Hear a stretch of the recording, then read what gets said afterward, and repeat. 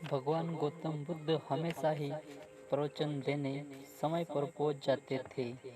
वो आज तक कभी भी देर से नहीं आए थे तथा ना ही उनकी वजह से किसी को उनका इंतजार करना पड़ा था। लेकिन आज पहली बार ऐसा हुआ था कि उनके शिष्यों को उनका इंतजार करते काफ़ी ज़्यादा समय हो चुका था। परंतु भगवान गौतम बुद्ध अभी तक प्रवचन सभा में नहीं पधारे थे। शिष्य आपस में बातें कर रहे थे कि जरूर तथागत को कुछ जरूरी काम आ गया होगा, वरना हमेशा ही समय पर आ जाते हैं। शिष्य ऐसी बातें कर ही रहे थे कि तभी अचानक तथागत अर्थात बुद्ध जी पधार गए। तथागत जी अपने एक हाथ में कमल का पुष्प लेकर प्रवचन सभा में आ पहुंचे और एक छायादार पेड़ के नीचे लगे आसन पर आकर बैठ गए। आश्रम में करीब सैकड़ों शिष्य थे, अर्थात 500 के लगभग, जो उनका प्रवचन सुनने को आतुर थे और तथागत का इंतजार कर रहे थे। इन सैकड़ों शिष्यों के अलावा आश्रम में एक और शिष्य था, उनका नाम महाकश्यप था। आश्रम में सभी बाकी शिष्य मानते थे कि महाकश्यप पागल है, क्योंकि वह कभी भी उनके साथ बैठकर तथागत के उपदेशों को नहीं सुनता था।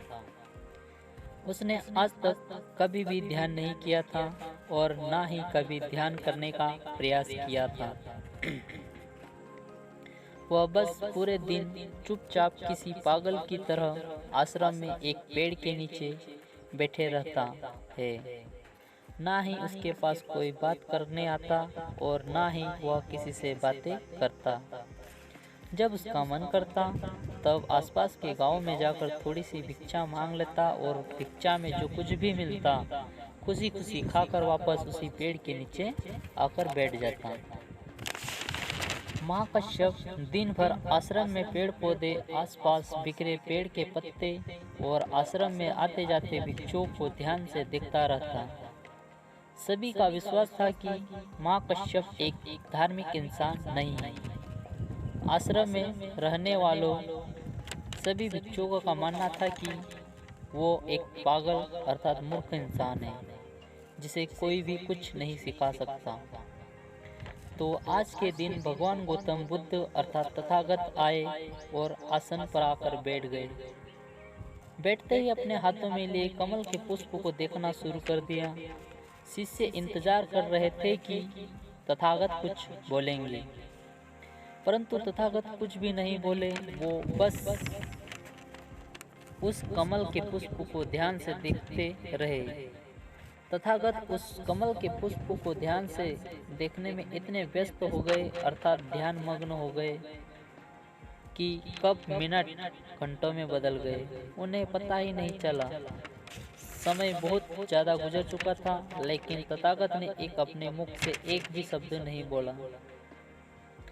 तथागत मात्र उस कमल के पुष्प को देखते जा रहा था। अब वहां बैठे सैकड़ों शिष्यों में अर्थात 500 शिष्यों में एक अंधाधुंध फेरों की बेचैनी होने लगी।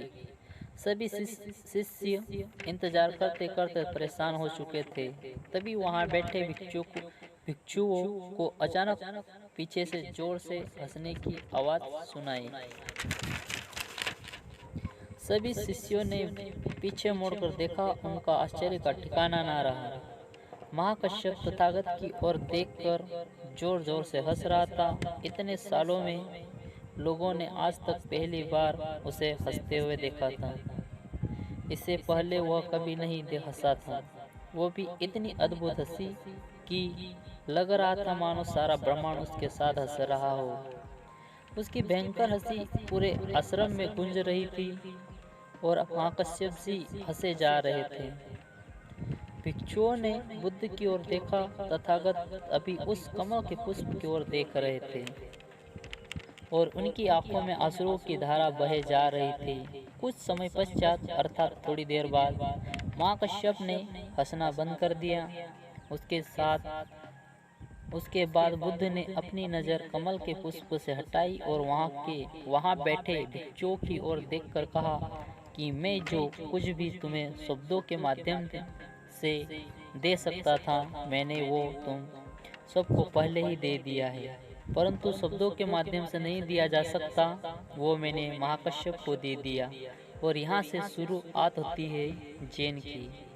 जैन एक संस्कृत शब्द है जिसका सामान्य अर्थ ध्यान होता है। भगवान गौतम बुद्ध ने दुनिया को ध्यान करना सिखाया, अर्थात ध्यान सिखाया, और बोधि धर्म चीन ले गए जहाँ उसे जैन कहने लगे।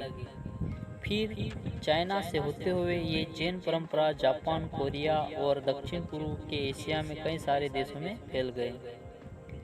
जैन एक आत्मज्ञान प्राप्त करने का और एक बहुत अच्छा तथा अद्भुत तरीका है, क्योंकि इसमें किसी भी तरह की कोई भी बाधा, ना तो कोई बंधन है, ना तो इस परंपरा का कोई निश्चित विज्ञान है, ना तो कोई शिक्षाएं, ना तो कोई ग्रंथ, और ना ही कोई निश्चित अभ्यास करने की विधि। आपको अपनी आंखें बंद करके बैठ जाना है और इंतजार करना है, फिर यह घटना आज नहीं तो कल यह आपके अंदर घटित हो जाएगी।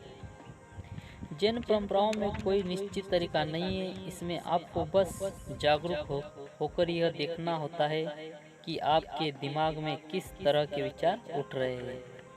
लेकिन आपको उन विचारों को में उलझना नहीं है, बस उन्हें देखना है। एक विचार उठेगा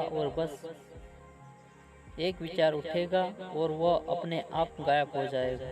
बस आपको उनको पूरी जागरूकता के साथ देखते रहना है। जब मन में उठने वाले किसी एक विचार का निरीक्षण पूरी जागरूकता के साथ करते हैं और जब वो विचार आपके मन में पूरी तरह गायब हो जाता है और आप दूसरे विचार के निरीक्षण के लिए तैयार हो जाते हो, तो आप पाएंगे कि दूसरा विचार उतनी जल्दी से नहीं उठा। ऐसा इसलिए होता है क्योंकि जब आप विचारों पर ध्यान देना शुरू करते हैं तो हमारी मन की भाग दौड़ कम हो जाती है और मन शांत होने लगता है, और एक ऐसी अवस्था आती है जब हमारा मन विचारों से मुक्त हो जाता है। मन में कोई विचार नहीं उठते। दो विचारों के बीच विचारहीनता ही सच्ची चेतना कहलाती है। शुरुआत में इसी विचारहीनता का सफर ज़्यादा लंबा नहीं होता। यह ज़्यादा से ज़्यादा 8 से 10 सेकंड का होता है, क्योंकि हमारे दिमाग को सालों से लगातार सोचने की आदत पड़ चुकी है, परंतु हम लगातार प्रयास करते रहे। वो धीरे धीरे विचारहीनता का यह समय भी लंबा होता चला जाएगा, और यह समय जितना लंबा होगा उतना ही हम जैन और ध्यान को समझ पाएंगे, उतना ही हम खुद के करीब होते चले जाएंगे। धन्यवाद।